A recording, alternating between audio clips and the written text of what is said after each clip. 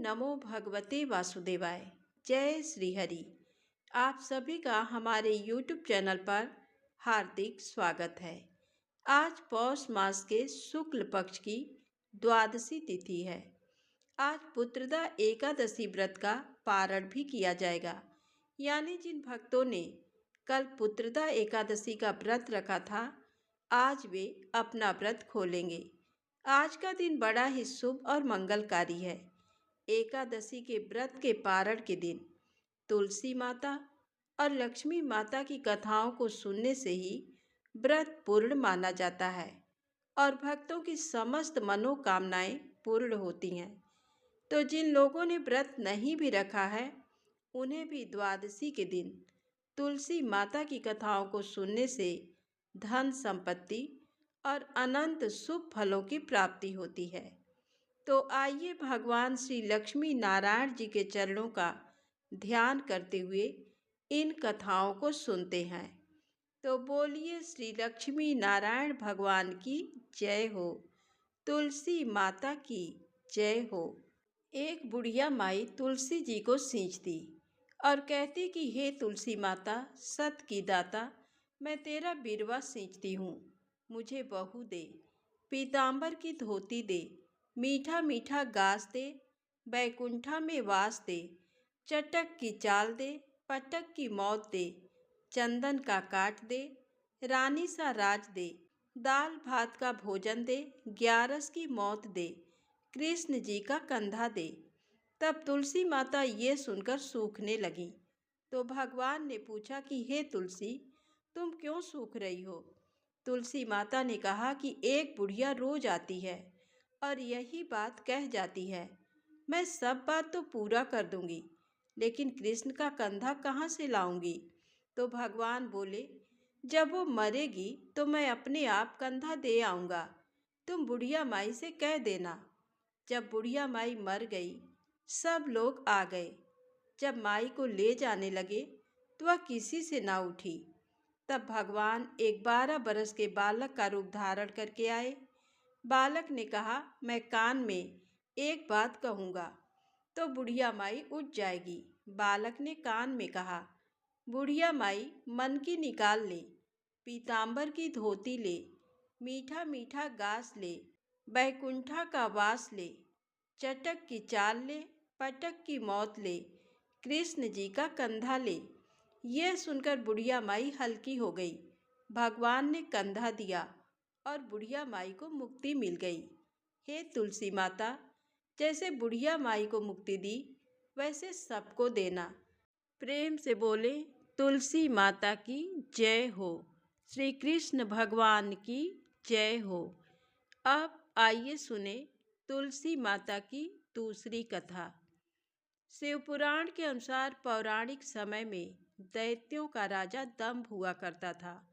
वह बहुत बड़ा विष्णु भक्त था। कई सालों तक उसके यहाँ संतान नहीं होने के कारण उसने शुक्राचार्य को अपना गुरु बनाकर उनसे श्री कृष्ण मंत्र प्राप्त किया। ये मंत्र प्राप्त करके उसने पुष्कर सरोवर में घोर तपस्या की। भगवान विष्णु उसकी तपस्या से प्रसन्न हुए और उसे संतान प्राप्ति का वरदान दे दिया। भगवान विष्णु के वरदान से राजा दंभ के यहाँ एक पुत्र ने जन्म लिया। इस पुत्र का नाम शंखचूड़ रखा गया। बड़ा होकर शंखचूड़ ने ब्रह्मा जी को प्रसन्न करने के लिए पुष्कर में घोर तपस्या की। उसकी तपस्या से प्रसन्न होकर ब्रह्मा जी ने उसे वरदान मांगने को कहा।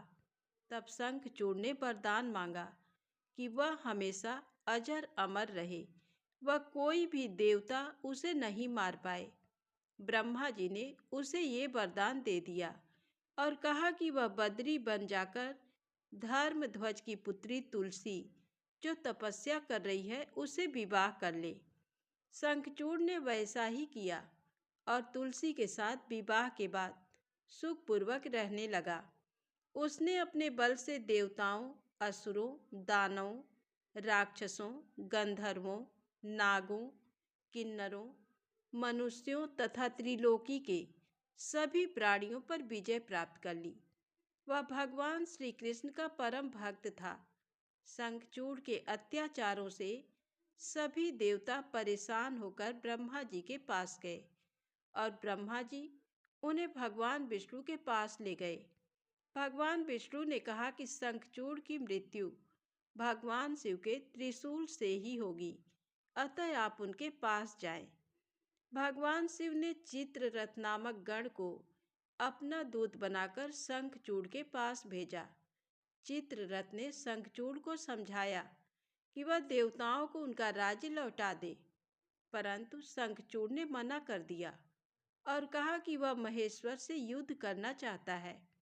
भगवान शिव को जब ये बात पता चली तो वे युद्ध के लिए अपनी सेना लेकर निकल पड़े।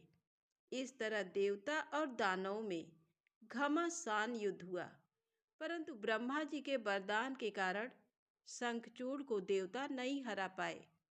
भगवान शिव ने शंखचूड़ का वध करने के लिए जैसे ही अपना त्रिशूल उठाया, तभी आकाशवाणी हुई कि जब तक शंखचूड़ के हाथ में श्री हरि का कवच है और इसकी पत्नी का सतीत्व अखंडित है, तब तक इसका वध असंभव है। आकाशवाणी सुनकर भगवान विष्णु वृद्ध ब्राह्मण का रूप धारण कर शंखचूड़ के पास गए और उससे श्री हरि कवच दान में मांग लिया।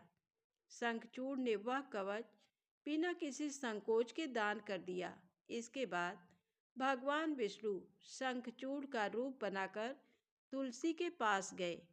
शंखचूड़ रूपी भगवान विष्णु ने तुलसी के महल के द्वार पर जाकर अपनी विजय होने की सूचना दी। ये सुनकर तुलसी बहुत प्रसन्न हुई और पति रूप में आए भगवान का पूजन किया व रमण किया। ऐसा करते ही तुलसी का सतीत्व खंडित हो गया और भगवान शिव ने युद्ध में अपने त्रिशूल से शंखचूड़ का वध कर दिया।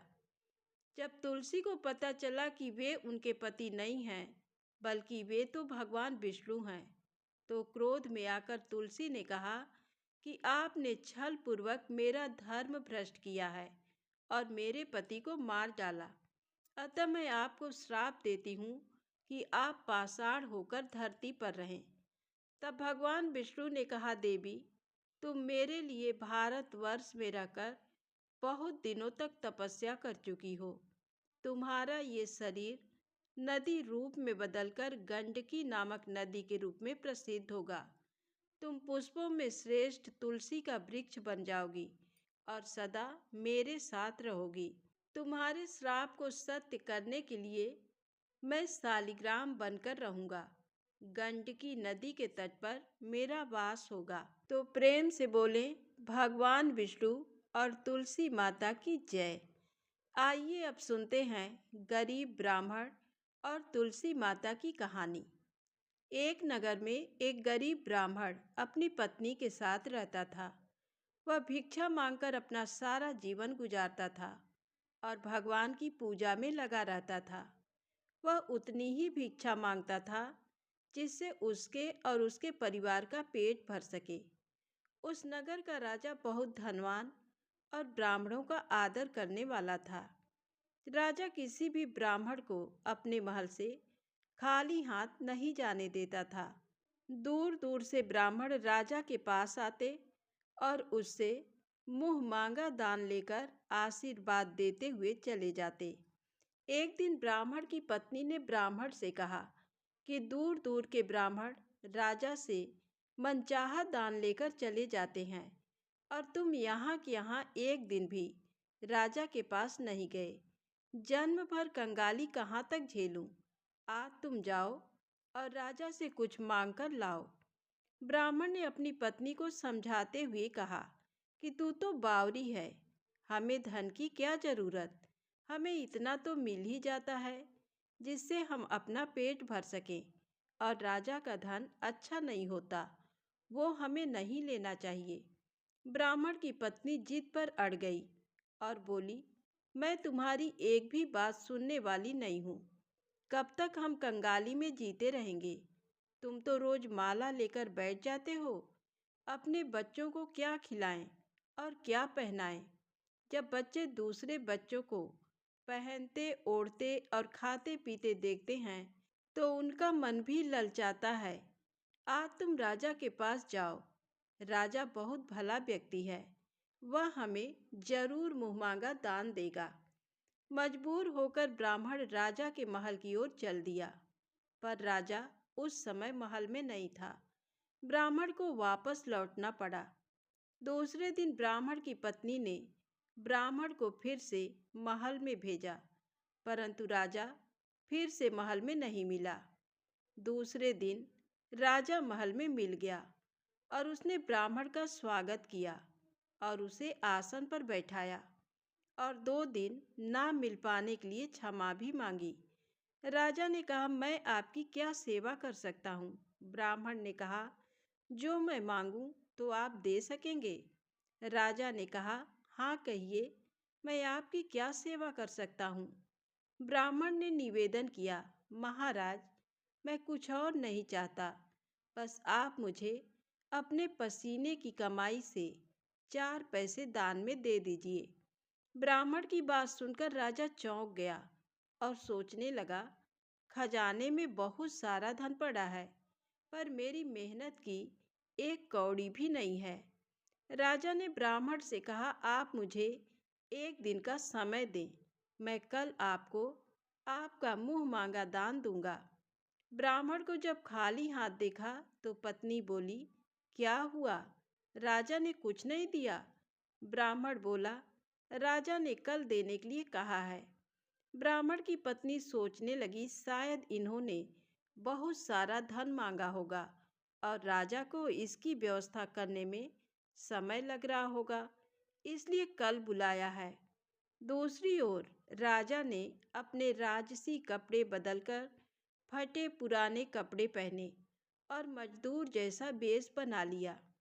जब राजा की पत्नी ने देखा और कारण पूछा तो राजा ने सब कुछ बताया। रानी बोली, मैं भी आपके साथ चलूंगी। राजा के हाँ कहने पर रानी भी पुरानी साड़ी पहनकर आ गई। इस प्रकार राजा और रानी मजदूरी की तलाश में शहर में निकले। लुहार के मोहल्ले में जाकर राजा ने आवाज लगाई, किसी को मजदूर चाहिए? तो आखिर एक लुहार ने उन्हें बुला लिया, जो पहिए पर हाल चढ़ाने की तैयारी कर रहा था। उसने राजा से कहा, देखो, तुम्हें पहले खलात धोंकनी पड़ेगी और जब आग आ जाए उसके बाद घन पीटना होगा। फिर रानी की ओर देखकर कहा, तुम्हें कुएं से पानी लेकर हौदी भरनी पड़ेगी और कोयले वाले घर से कोयला लेकर भट्टी में डालना होगा। तुम दोनों को दिन भर में 2-2 आने मिलेंगे। अगर काम पसंद हो तो बोलो, नहीं तो अपना रास्ता नापो।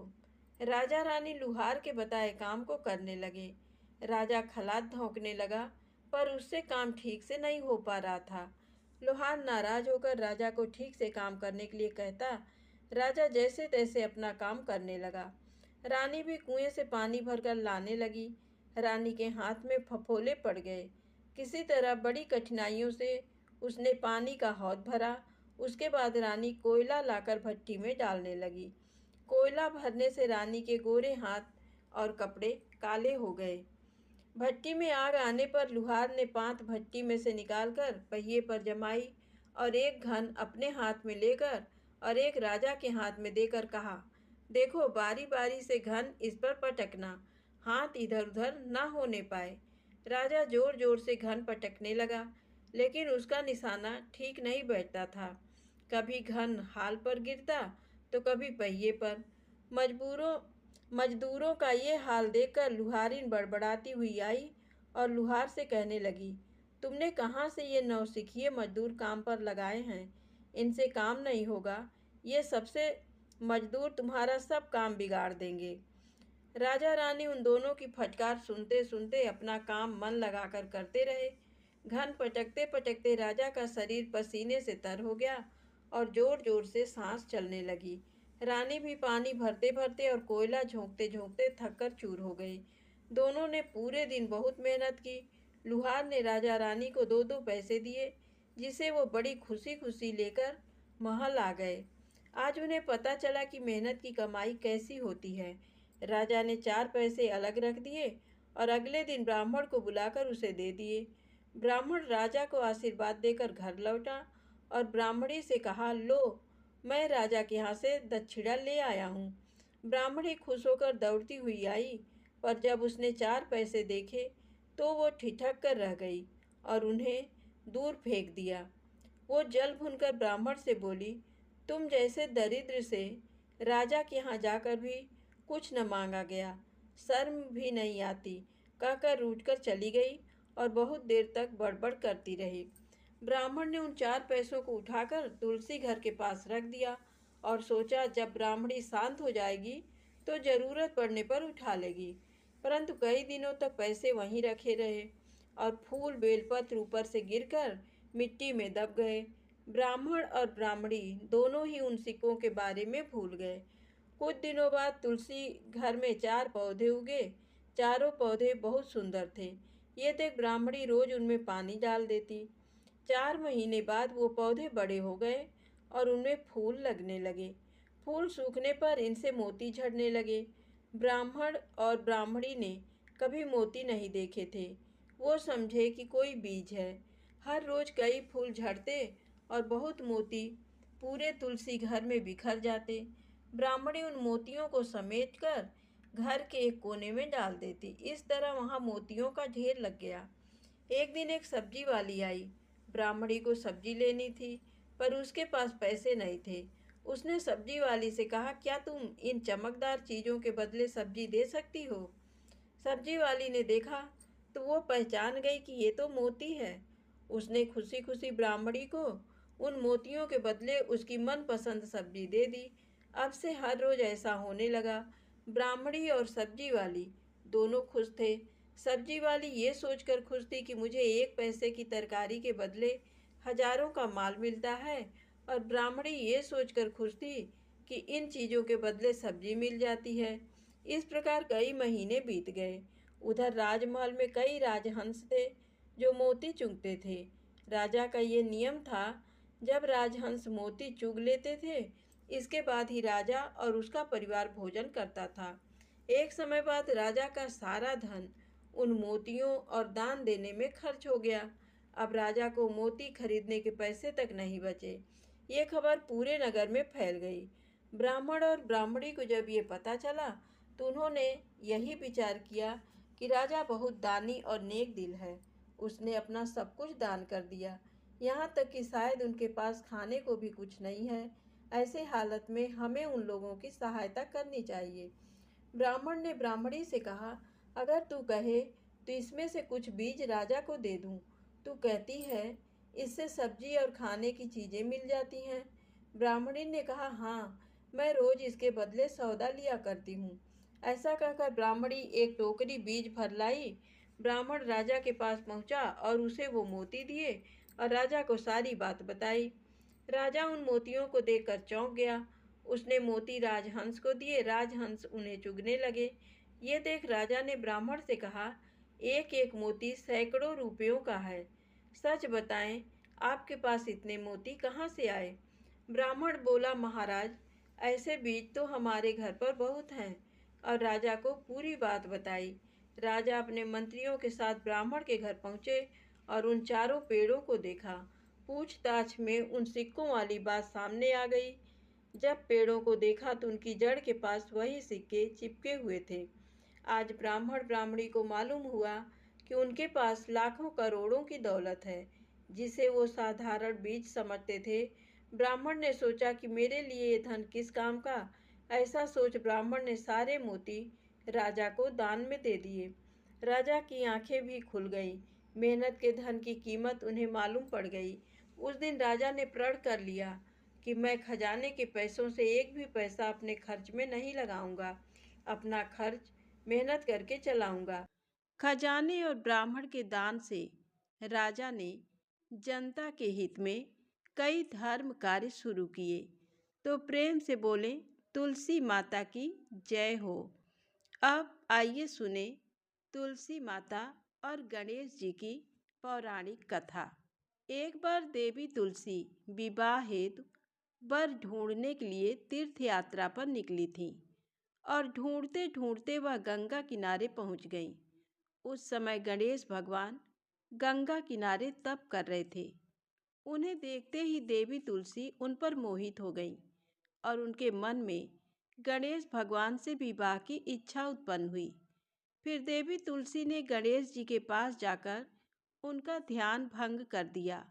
आंखें खोलने के बाद गणेश भगवान के सामने देवी तुलसी खड़ी थी, लेकिन सामने एक स्त्री है, इसलिए अपने क्रोध को नियंत्रण में रखकर गणेश भगवान ने पूछा, आप कौन हैं देवी, और मेरा ध्यान भंग करने का क्या कारण है? तो जवाब में देवी तुलसी ने अपने परिचय के साथ गणेश जी से विवाह की बात कर ली। उत्तर में गणेश भगवान जी बोले, देवी, मैं ब्रह्मचारी हूँ, इस वजह से मैं विवाह नहीं कर सकता। अपने विवाह प्रस्ताव के लिए ना सुनने के बाद देवी तुलसी क्रोधित हो गई और उन्होंने गणेश जी को श्राप दे दिया कि उनका ब्रह्मचर्य टूटेगा और उनके 2 विवाह होंगे।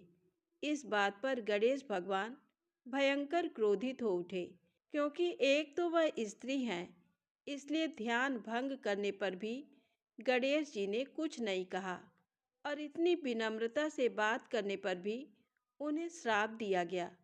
फिर गणेश जी ने भी देवी तुलसी को श्राप दे दिया कि तुम्हारा विवाह शंखचूर्ण नाम के असुर के साथ होगा। एक देवी होकर भी उनका विवाह एक राक्षस से होगा, ये जानकर देवी तुलसी विचलित हो गईं और विनायक जी से इस कठोर श्राप से मुक्ति दिलाने की क्षमा याचना करने लगीं।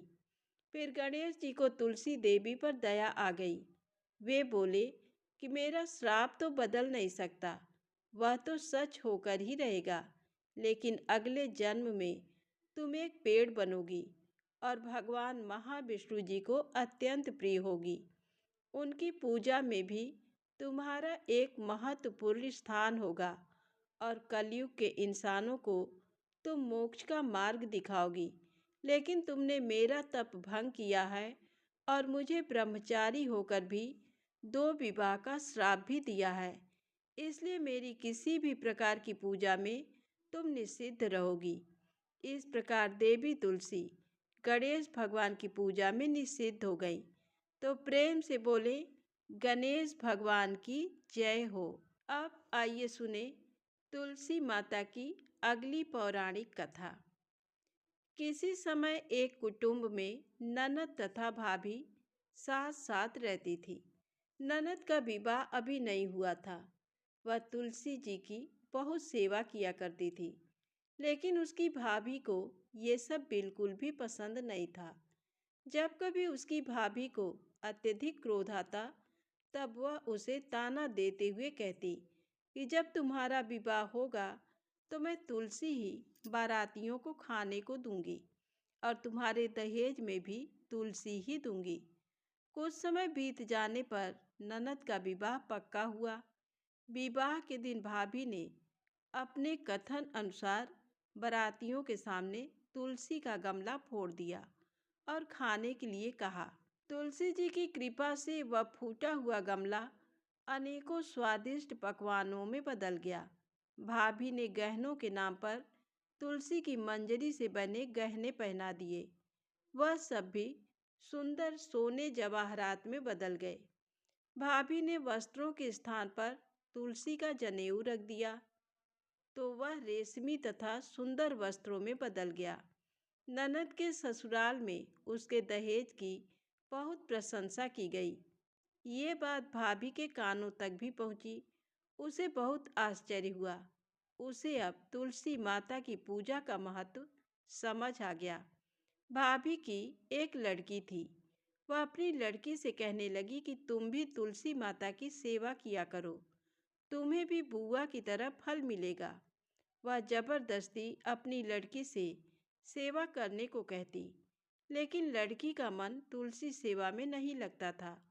लड़की के बड़े होने पर उसके विवाह का समय आता है, तब भाभी सोचती है कि जैसा व्यवहार मैंने अपनी ननद के साथ किया था, वैसा ही मैं अपनी लड़की के साथ भी करती हूँ, तो ये भी गहनों से लज जाएगी और बारातियों को खाने में पकवान मिलेंगे। ससुराल में इसे भी बहुत इज्जत मिलेगी। ये सोचकर वह बारातियों के सामने तुलसी का गमला फोड़ देती है, लेकिन इस बार गमले की मिट्टी मिट्टी ही रहती है।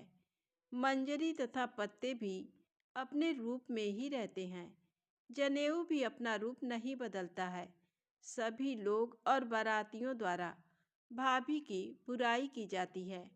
लड़की के ससुराल वाले भी लड़की की बुराई करते हैं। भाभी अपनी ननद को कभी नहीं बुलाती थी, तो भाई ने सोचा मैं बहन से मिलकर आता हूँ। उसने अपनी पत्नी से कहा और कुछ उपहार बहन के पास ले जाने की बात कही। तो भाभी ने थैले में ज्वार भरकर कहा कि कुछ नहीं है, तुम यही ले जाओ। वह दुखी मन से बहन के पास चला गया। वह सोचता रहा कि कोई भाई अपनी बहन के घर ज्वार कैसे ले जा सकता है। ये सोचकर वह एक गौशाला के पास रुका और ज्वार का थैला गाय के सामने पलट दिया। तभी गाय पालने वाले ने कहा कि आप गाय के सामने हीरे मोती तथा सोना क्यों डाल रहे हो भाई। तब भाई ने उसे सारी बात बताई और धन लेकर खुशी से अपनी बहन के घर की ओर चल दिया। दोनों बहन भाई एक दूसरे को देखकर अत्यंत प्रसन्न होते हैं, तो प्रेम से बोले, तुलसी माता की जय हो। अब आइए सुने माता लक्ष्मी की पौराणिक कथा। एक दिन लक्ष्मी जी की बड़ी बहन ज्येष्ठा ने उनसे कहा, बहुत दिनों से एक बात मेरे मस्तिष्क में कौंध रही है, सोचती हूँ कि तुमसे पूछूं या नहीं। लक्ष्मी जी ने मुस्कुराकर कहा, ऐसी क्या बात है बहन, मन में जो कुछ भी है निसंकोच पूछो। वैसे भी कोई बात मन में न रखकर उसका समाधान कर लेना ही बुद्धिमानी है। तब अलक्ष्मी ने कहा, मैं अक्सर यही सोचती रहती हूँ कि सुंदरता में हम दोनों बराबर हैं, फिर भी लोग तुम्हारा आदर करते हैं और मैं जहाँ भी जाती हूँ वहाँ उदासी छा जाती है। मुझे लोगों की घृणा और क्रोध का शिकार होना पड़ता है, जबकि हम दोनों सगी बहनें हैं। ऐसा क्यों? तब लक्ष्मी जी ने हंसकर कहा, सगी बहन या समान सुंदरता होने से ही आदर नहीं मिलता, उसके लिए अपने को भी कुछ करना चाहिए। लोग मेरा आदर इसलिए करते हैं क्योंकि मैं उनके घर पहुंचते ही सुख के साधन जुटा देती हूँ। संपत्ति और वैभव से आनंदित होकर लोग मेरा उपकार मानते हैं, तभी मेरी पूजा करते हैं। उधर तुम्हारा ये हाल है कि जिसके यहाँ भी तुम जाती हो उसको गरीबी, रोग और आपदा सहनी पड़ती है। इसी वजह से लोग तुमसे घृणा करते हैं, कोई आदर नहीं करता। आदर पाना है तो दूसरों को सुख पहुंचाओ। ज्येष्ठा को लक्ष्मी जी की बात चुभ गई। उन्हें लगा कि लक्ष्मी को अपनी महिमा का अभिमान हो गया है। उन्होंने तड़प कर कहा, लक्ष्मी, तुम मुझसे हर बात में छोटी हो, अवस्था में भी और प्रभाव में भी। मुझे उपदेश देने का भी विचार न करो। अगर तुम्हें अपने वैभव का अहंकार है तो मेरे पास भी अपना एक प्रभाव है। मैं जब अपनी पर आ जाऊं तो तुम्हारे करोड़पति भक्त को भी पल भर में भिखारी बना दूं। इतना सुनकर लक्ष्मी जी को हंसी आ गई और कहने लगी, बहन, तुम बड़ी हो इसलिए कुछ भी कह लो, लेकिन जहां तक प्रभाव की बात है मैं तुमसे कम नहीं हूँ। जिसको तुम भिखारी बनाओगी उसे मैं दूसरे दिन रंक से फिर राजा बना दूंगी। मेरी महिमा का अभी तुम्हें पता ही कहाँ है। अलक्ष्मी ने कहा, और तुम्हें भी मेरी महिमा का पता ही नहीं है। जिसकी तुम सहायता करोगी उसे मैं दाने दाने के लिए भी मोहताज कर दूंगी। लक्ष्मी जी ने कहा, देखो बहन, दाने दाने के लिए तुम उसे मोहताज कर सकती हो जिससे मैं रूठ जाऊं, जिसके सिर पर मेरा वरद हस्त ना हो, उसका तुम कुछ भी बिगाड़ सकती हो। परंतु जिस पर मेरी कृपा दृष्टि है उसका कोई भी बाल तक बांका नहीं कर सकता। अगर तुम अपना प्रभाव दिखाने को इतनी ही उतावली हो रही हो तो कल अपना प्रभाव दिखाकर देख लेना। अलक्ष्मी बोली, ठीक है, बोलो कहाँ चलें? तब माता लक्ष्मी ने कहा, दूर क्यों जाएं? पास ही के गांव में एक ब्राह्मण रहता है, उसका नाम है दीनानाथ। वह हर रोज मंदिर में पूजा करने जाता है और मेरा पक्का भक्त है। उसी पर हमें अपनी अपनी महिमा दिखानी है। ज्येष्ठा को ताव आ गया। उन्होंने हाथ झटक कर कहा, ठीक है, देख लेना, कल तुम्हारा सिर ही झुक जाएगा। कहकर वह एक ओर चली गईं। लक्ष्मी जी वहीं खड़ी बहन के क्रोध और अहंकार पर मुस्कुराती रहीं। दूसरे दिन दोनों बहनें गांव के विष्णु मंदिर में पहुंची। उन्होंने वेश बदल रखा था। साधारण स्त्रियों की तरह वे दोनों मंदिर के द्वार पर बैठ गईं। लोगों ने देखा तो अवश्य, लेकिन किसी ने उनकी ओर कोई खास ध्यान नहीं दिया। ध्यान देने वाली कोई खास बात थी भी नहीं। वह मंदिर था और वहां हर रोज दीन दुखी आते जाते रहते थे। वहां आने वाले सभी किसी न किसी परेशानी में घिरे रहते थे।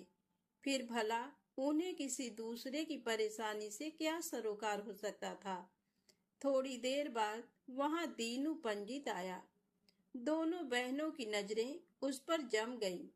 पूजा करके जब वह लौटने लगा तो ज्येष्ठा ने कहा, लक्ष्मी, वह तुम्हारा भक्त आ रहा है, बन पड़े तो कोई सहायता करो। माता लक्ष्मी ने कहा, हाँ करती हूँ। लक्ष्मी जी ने एक पोला बांस दीनू के रास्ते में रख दिया, जिसमें मोहरे भरी हुई थी। ज्येष्ठा ने बांस को छूकर कहा, अब तुम मेरा प्रभाव भी देख लेना। पूजा करके लौट रहे दीनू ने रास्ते में पड़ा हुआ वह बांस का टुकड़ा उठा लिया। उसका विचार था कि वह किसी काम आ जाएगा। घर में 100 जरूरतें होती हैं। अभी वह पंडित कुछ ही आगे बढ़ा था कि उसे एक लड़का मिला। लड़के ने पहले पंडित जी से राम राम की, फिर बड़ी ही नम्रता से बोला, पंडित जी, मुझे अपनी चारपाई के लिए बिल्कुल ऐसा ही बांस चाहिए। दादाजी ने ये कहकर भेजा है कि जाओ बाजार से ले आओ। ऐसा बांस पंडित जी कहाँ मिलेगा? दीनू ने कहा, मैंने मोल नहीं लिया, रास्ते में पड़ा था सो उठा लाया। लो, तुम्हें जरूरत है तो तुम ही रख लो। वैसे बाजार में 1 रुपए से कम का नहीं है। लड़के ने चवन्नी देते हुए कहा, मगर मेरे पास तो ये चवन्नी ही है पंडित जी। अभी तो आप इसे ही रखिए, बाकी 12 आने शाम को दे जाऊंगा। पंडित जी खुश थे कि बिना किसी हील हुज्जत के रुपया कमा लिया। दीनू पंडित ने चवन्नी लेकर बांस लड़के को दे दिया और वह चवन्नी अपनी डोलची में रख दी। मंदिर के पास खड़ी दोनों देवियां ये सारी लीला देख रही थी। ज्येष्ठा ने कहा, लक्ष्मी, देखा तुमने, तुम्हारी इतनी सारी मोहरे मात्र एक चवन्नी में बिक गई। और अभी क्या, ये चवन्नी भी तुम्हारे भक्त के पास नहीं रुकेगी। चलो उसके पीछे चलते हैं और देखते हैं कि क्या होता है। दोनों बहनें दीनू के पीछे पीछे चलने लगीं। एक तालाब के पास दीनू ने डोलची रख दी और कमल के फूल तोड़ने लगा। उसी बीच एक चरवाहे का लड़का आया और डोलची में रखी हुई चवन्नी लेकर भाग गया। दीनू को पता ही नहीं चला। फूल तोड़कर वह अपने घर चलने लगा। इतने में वही लड़का आता हुआ दिखाई दिया जिसने चवन्नी देकर उससे बांस ले लिया था। करीब आकर वह बोला, पंडित जी, ये बांस तो बहुत वजनी है। दादाजी ने कहा है कि कोई हल्का बांस चाहिए, इसकी चारपाई ठीक ना होगी। ये लीजिए, आप अपना बांस वापस ले लीजिए। कहकर उसने बांस पंडित जी के हवाले कर दिया। दीनू ने बांस ले लिया, लेकिन चवन्नी तो डोलची में थी ही नहीं। तब उसने कहा, बेटा, चवन्नी तो कहीं गिर गई। तुम मेरे साथ घर चलो, वहां दूसरी दे दूंगा।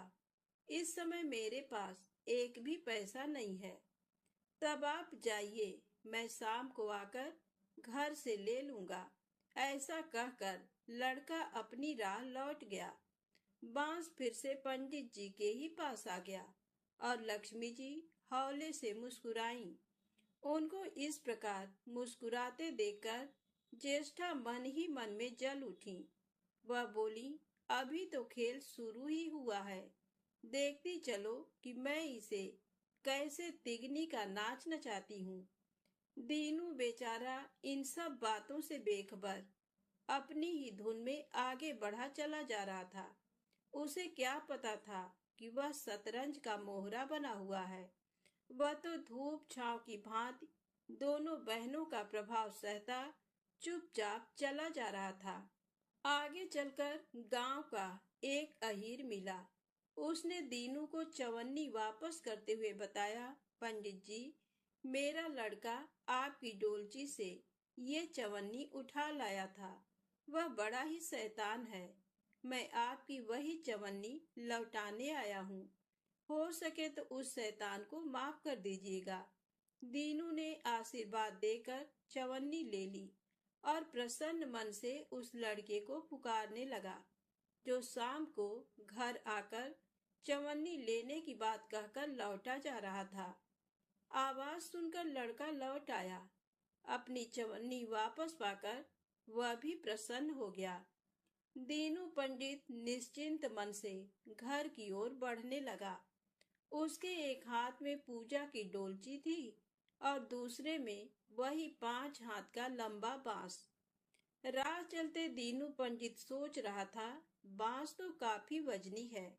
वजनी है तो मजबूत भी होगा, क्योंकि ठोस है। इसे दरवाजे के छप्पर में लगा दूंगा। कई साल के लिए बल्ली से छुटकारा मिल जाएगा।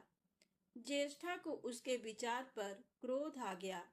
लक्ष्मी जी के प्रभाव से दीनू को लाभ होता देख वह मन ही मन बुरी तरह जली जा रही थी। जब उन्होंने देखा कि पंडित का घर करीब आ गया है, तो कोई उपाय न पाकर उन्होंने दीनू को मारने का विचार किया। उन्होंने कहा, लक्ष्मी, धन संपत्ति तो मैं छीन ही लेती हूँ, अब तुम्हारे भक्त के प्राण भी ले लूंगी। देखो वह किस तरह तड़प तड़प कर मरता है।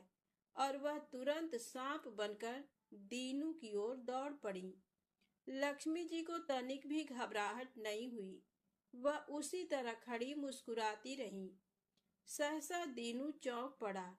एक भयानक सांप फन उठाए उसकी ओर झपट रहा था। प्राण तो सभी को प्रिय होते हैं। उपाय रहते कोई अपने को संकट में नहीं पड़ने देता। दीनू ने पगडंडी वाला रास्ता छोड़ दिया और एक ओर को भागने लगा। लेकिन सांप बनी ज्येष्ठा उसे भला कहाँ छोड़ने वाली थी। वह तो उस गरीब के प्राणों की प्यासी हो चुकी थी। वह भी दीनू के आगे पीछे दाएं बाएं बराबर दौड़ती ही रही। दीनू घबरा गया। उसने हाथ जोड़कर कहा, नाग देवता, मैंने तुम्हारा कुछ नहीं बिगाड़ा। शांति से अपनी राह लौट जाओ। आखिर क्यों मुझ गरीब के पीछे पड़े हो। व्यर्थ में किसी ब्राह्मण को सताना अच्छी बात नहीं है। लेकिन वह नाग तो ज्येष्ठा का रूप था, जो दीनू को किसी भी तरह से डसना चाहता था। प्रार्थना पर कुछ भी ध्यान न देकर वह सांप एक बारगी फुफकारता हुआ झपट पड़ा। जब दीनू ने देख लिया कि बिना संघर्ष किए अब जान नहीं बचेगी, तो उसने प्राण रक्षा के लिए भरपूर जोर लगाकर वही बांस सांप के ऊपर दे मारा। धरती से टकराते ही बांस के 2 टुकड़े हो गए और उसके भीतर भरी हुई मोहरें खन खनाकर बिखर गईं, जैसे लक्ष्मी जी हंस रही हो। दीनू के मुंह हैरतपूर्ण चीख सी निकली। अरे, थोड़ी देर के लिए वह ठगा सा खड़ा आंखें फाड़े उन मोहरों की ओर देखता रहा। एक पल के लिए तो वह सांप को भूल ही गया, परंतु फिर जैसे उसे झटका सा लगा। सांप का ध्यान आते ही उसने उसकी ओर गर्दन घुमाई तो देखा कि बांस की चोट से सांप की कमर टूट गई है और वह लहूलुहान अवस्था में झाड़ी की ओर भागा जा रहा है। दूसरे क्षण वह मोहरों पर लौट गया और कहने लगा, तेरी जय हो लक्ष्मी माता। जीवन भर का दारिद्र्य आज दूर हो गया। तेरी महिमा कौन जान सकता है। चलो अब घर में बैठकर तुम्हारी पूजा आरती करूंगा। और फिर जल्दी जल्दी उसने सारी मोहरें अंगोछे में बांध दी और लंबे लंबे कदमों से घर की ओर चल दिया। पीछे एक पेड़ की छाया में खड़ी लक्ष्मी अपनी बहन ज्येष्ठा से मुस्कुरा कर पूछ रही थी, कहो बहन, सच बताना, बड़प्पन की था मिली कि अभी नहीं। बड़प्पन किसी को कुछ देने में ही है, उससे छीनने में नहीं। ज्येष्ठा ने कोई उत्तर नहीं दिया। वह चुपचाप उदास खड़ी रही। लक्ष्मी जी ने उनका हाथ पकड़कर कहा, फिर भी हम दोनों बहनें हैं, जहां रहेंगी साथ ही रहेंगी। आओ अब चले। तो प्रेम से बोले, माता लक्ष्मी की जय हो।